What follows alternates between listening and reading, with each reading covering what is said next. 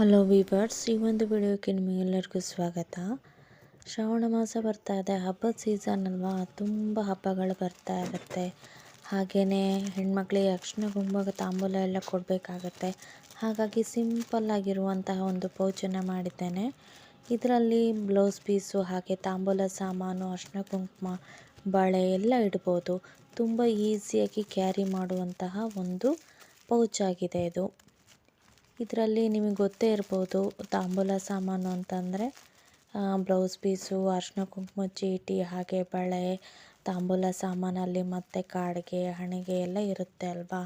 ಅದನ್ನೆಲ್ಲ ಈಸಿಯಾಗಿ ಒಂದೇ ಪೌಚಲ್ಲಿ ಇಟ್ಟು ನಾವು ಈಸಿಯಾಗಿ ಕೊಡ್ಬೋದಾಗುತ್ತೆ.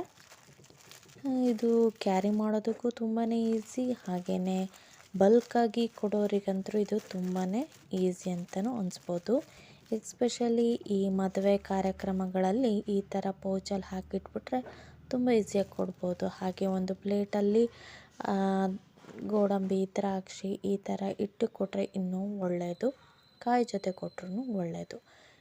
ಮದುವೆ ಸೀಸನಲ್ಲಿ ನಿಮಗೆಲ್ಲರಿಗೂ ಗೊತ್ತಿರ್ಬೋದು, ತಾಂಬೂಲ ಜೊತೆಗೆ ಈ ಥರದ್ದೆಲ್ಲ ತಾಂಬೂಲ ಐಟಮ್ಸಲ್ಲಿ ಇಟ್ಟು ಕೊಡ್ತಾರೆ. ಅದರದ್ದು ಫ್ಯಾನ್ಸಿಯಾಗಿರುವಂತಹ ತಾಂಬೂಲದ ಐಟಮ್ಸನ್ನು ಇಲ್ಲಿ ಮಾಡಿ ತೋರಿಸ್ತಾ ಇದ್ದೀನಿ.